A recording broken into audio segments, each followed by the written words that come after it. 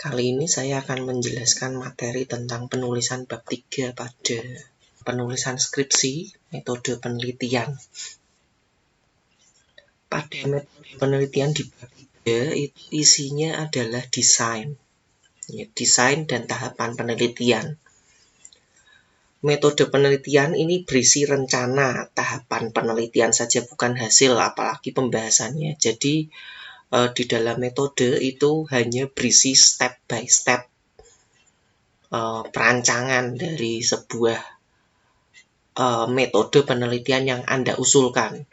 Kalau dulu kalian sudah mengikuti mata kuliah struktur data, pastinya kalian sudah pernah diajarkan untuk membuat ADT atau Abstract Data Type.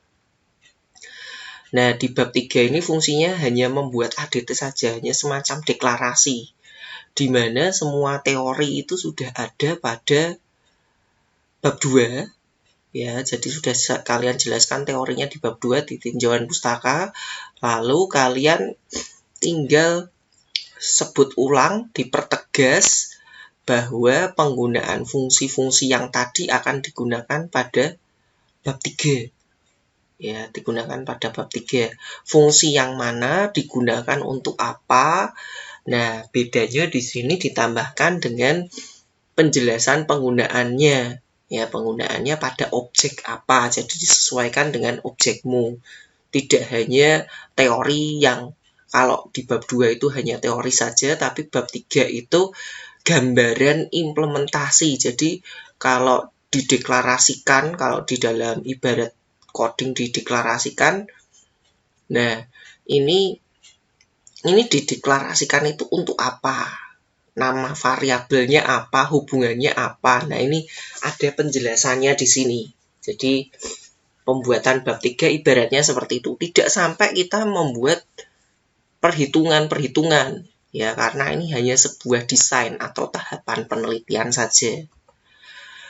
Nah, isi dari bab 3 itu setidaknya ada pengumpulan data.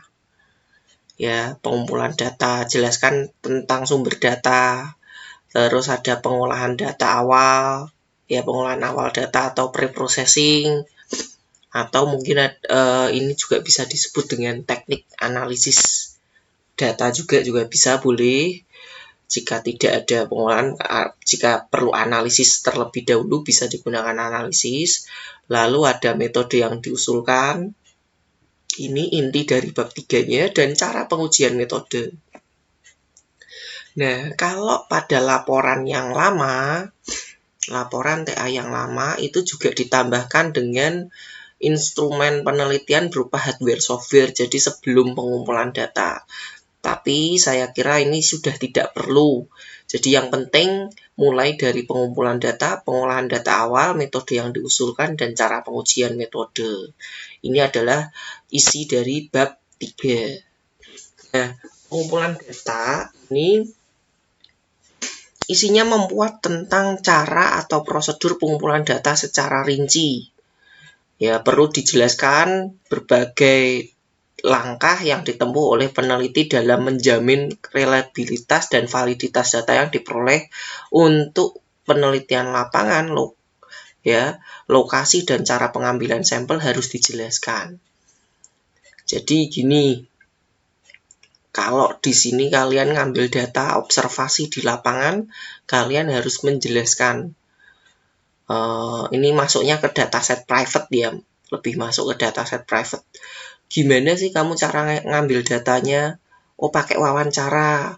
Jangan penjelasan wawancara, teori wawancara yang kamu jelaskan. Tapi kamu kamu wawancara sama siapa? Kapan? Di mana? Pertanyaan apa yang kamu tanyakan? Ya, berapa kali kamu melakukan wawancara? Berapa banyak data yang diambil misalnya? Setelah wawancara, kamu melakukan observasi atau mengambil data.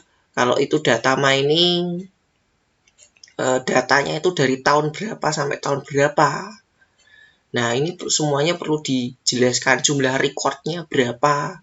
Nah, ini semua harus dijelaskan di bagian pengumpulan data. Nah, kalau itu dataset private, ya, diambil dari mana, ya, URL-nya mana, jumlahnya berapa, formatnya apa. Karena saya banyak penelitian di citra, format citranya misalnya TIFF, JPEG, dan lain sebagainya. Atribut lain misalnya